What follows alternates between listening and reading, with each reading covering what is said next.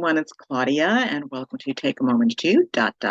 And that represents the topic that I bring to you each and every day, which I hope will give you pause to stop and think about what I'm saying and maybe even give a different perspective on that very topic.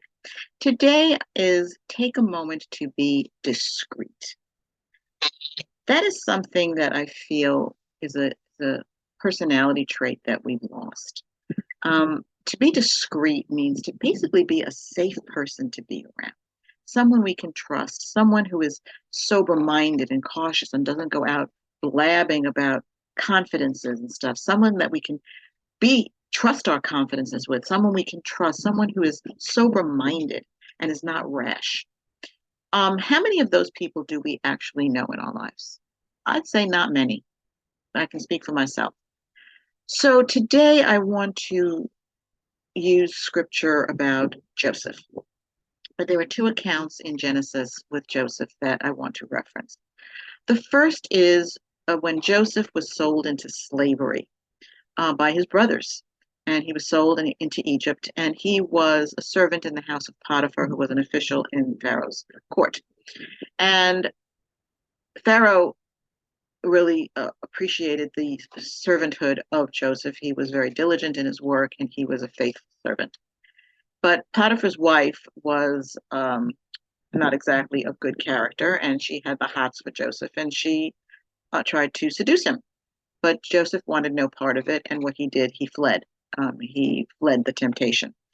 And a woman scorned is not exactly a pleasant thing, so she was not happy, and she accused Joseph of trying to accost her. Potiphar basically knew what happened, but he had to deal with his position and his wife's account. So Joseph was charged and he was put into prison. He was in prison for 14 years. And how many of us have been wrongly accused of things and are suffering consequences of things we didn't deserve? There were two individuals in the prison that got out before Joseph, and he asked that they remember him, but they did not until a couple of years later when Pharaoh had two dreams and his advisors could not interpret those dreams. And then Joseph was remembered and Pharaoh sent for him. And Joseph, seeking the Lord, he was not puffed up like, oh, Pharaoh's calling on me to interpret these dreams. No, not at all. He was not puffed up. He sought the Lord in interpreting Pharaoh's dreams. And he did so, and they resonated with Pharaoh. But what Pharaoh noticed about Joseph, he was wise, but he was also temperate.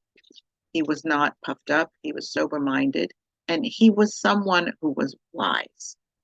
And with that, Pharaoh elevated Joseph to be second in command over Egypt. Now, Joseph was a Hebrew, and this was Egypt. And he was elevated to second in command to Pharaoh.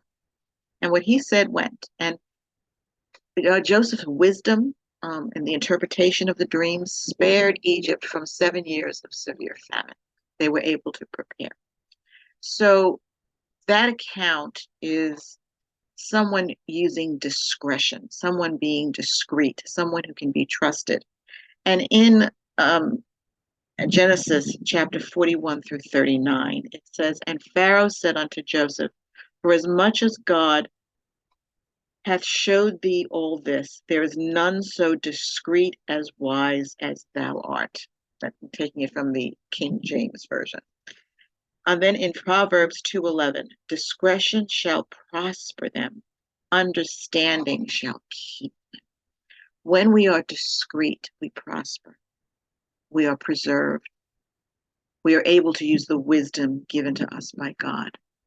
So today, I earnestly declare and decree that we use discretion in the way we approach lives and issues. So today, take a moment to be discreet.